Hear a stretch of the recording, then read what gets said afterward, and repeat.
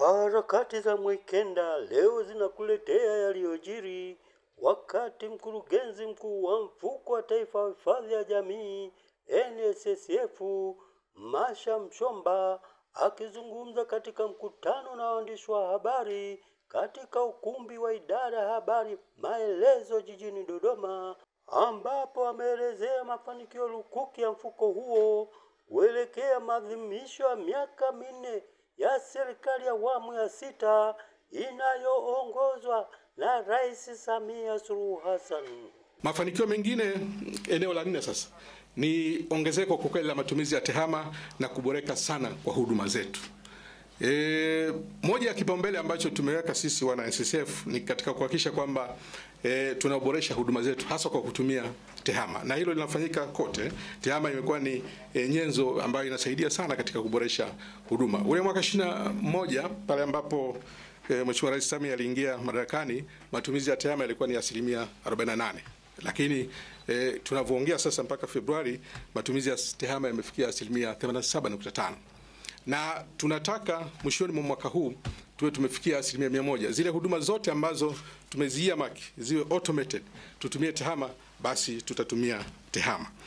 Na katika kuboresha huduma, ukiacha matumizi ya tehama ambayo yametusaidia moja kwa moja, lakini pia kuna swala zito hili la ulipaji wa mafao, shughuli yetu ya msingi. Kama unavyofahamu, NSSF na mifuko ya pensheni, jumla la msingi kwa ukiacha mengine haya ambayo tunazungumzia, mwisho wa siku ni kulipa haya mafao. Tumeweza sana kisheria, tunatakiwa kulipa mstaafu siku 60 baada ya kuwa ametoka kazini. Lakini sisi wenyewe ndani kwa kutoa kipaumbele katika jambo hili la huduma kwa mteja, kupitia ile Client Safe Charter tumeweka siku 30. Nimeangalia katika kumbukumbu zetu za mwaka huu wa fedha ambao ulianza Julai mwaka jana mpaka Februari mwaka huu 25. Tuna wastani wa siku 22 za kumlipa mteja pale ambapo anastaafu. Na kwa kweli lengo ni kwenda kwenye siku moja. Nataka mteja akistaafu leo basi kesho alipwe. Kwa hiyo pamoja na sheria kutaka tulipe ndani ya siku 60, lakini tumepunguza mpaka kufikia siku 22, na mwelekeo sasa ni kupunguza mpaka kufikia siku moja. Hayo tutafanya kwa sababu ni moja malengo yetu, na tunaweka mikakati ya kuhakikisha kwamba yote hayo yanatekelezeka.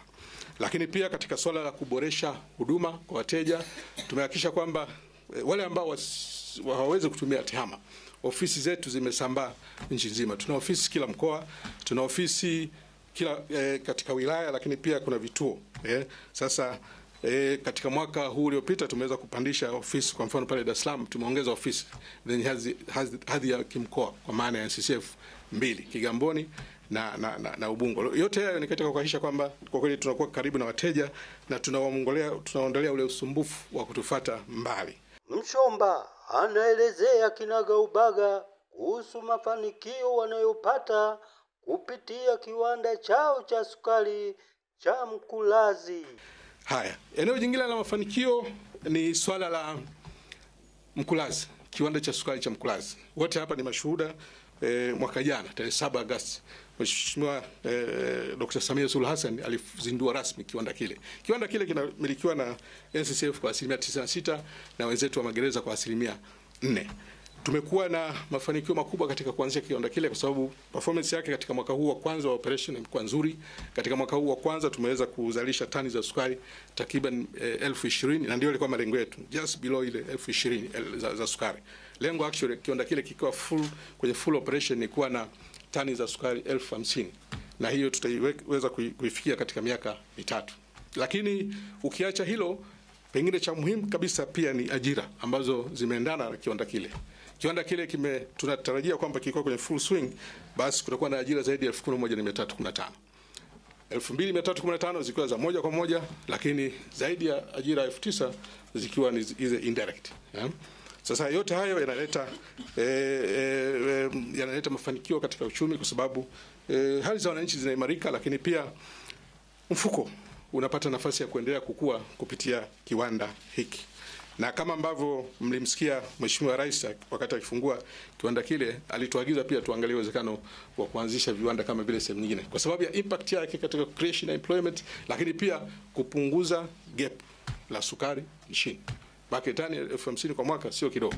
Na kwa jinsi ambavyo kiwanda kimekuwa set up, tukikiboresha zaidi kinaweza kuzalisha mpaka tani 75 kwa mwaka. Kwa hiyo ni kitu kikubwa, na sisi agizo la Mheshimiwa Rais tunalifanyia kazi. Hopefully huko mbele mtasikia ongeza viwanda tulivyo navyo. Aliwaletea tukio hili kutoka hapa Idara ya Habari Maelezo, makao makuu ya nchi Dodoma.